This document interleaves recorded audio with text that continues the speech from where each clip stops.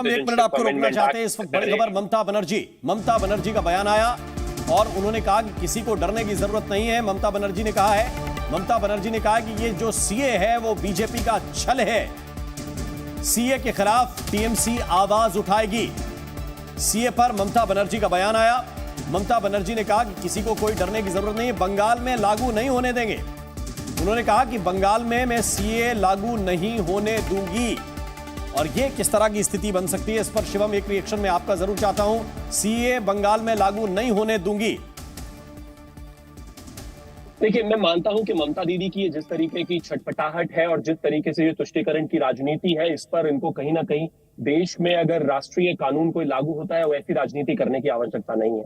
जहां तक स्थितियां हैं, सीए देश के लिए है, देश का कानून है और जिस दिन से ये देश आजाद हुआ है उस दिन से कहीं ना कहीं इसके बारे में बात होती आई है। परसिक्यूटेड माइनॉरिटीज जो लाखों की संख्या में इस देश में ऑलरेडी रहते हैं, उनको आप अधिकार क्यों नहीं देना चाहते? उनका काम कारोबार करने से लेकर प्रॉपर्टी राइट से लेकर तमाम तरीके के राइट्स जो है सीएए कानून के माध्यम से मिलेगी, उनको नागरिकता मिलेगी।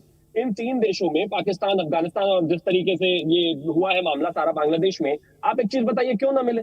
जिस तरीके की चीजें वहां पर उनके साथ हुई है, धार्मिक आधार पर जिस तरीके की चीजें वहां पर रही हैं, उन पर अगर प्रताड़ना हुई है और वो हिंदुस्तान में है या हिंदुस्तान में नागरिकता चाहते हैं, ममता दीदी को इससे क्या परेशानी है? इससे किसी की नागरिकता जाने वाली है? नोटिफिकेशन में लिखा है नहीं।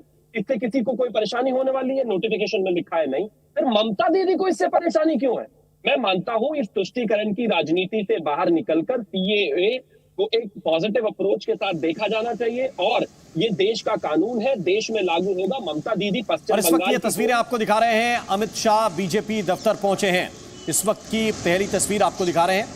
केंद्रीय गृह मंत्री अमित शाह बीजेपी दफ्तर पहुंचे हैं। बीजेपी दफ्तर में एक महत्वपूर्ण बैठक होने वाली है चुनाव से जुड़ी हुई, और चुनाव में लोकसभा सीटों में टिकट बंटवारे को लेकर, उम्मीदवारों को तय करने को लेकर यह पहले से निर्धारित बैठक है और वो बैठक आज बीजेपी दफ्तर में होनी है।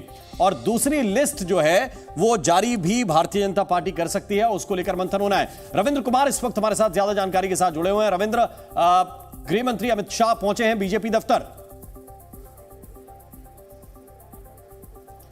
बिल्कुल, जो केंद्रीय चुनाव समिति की बैठक हुई है उसके लिए सभी नेता आएंगे जो केंद्रीय चुनाव समिति के मेंबर हैं, और प्रधानमंत्री नरेंद्र मोदी भी थोड़ी देर बाद आएंगे। लेकिन एक बात और है, जो नागरिकता देने का और नागरिकता लेने का अधिकार सिर्फ और सिर्फ संविधान द्वारा केंद्र सरकार के पास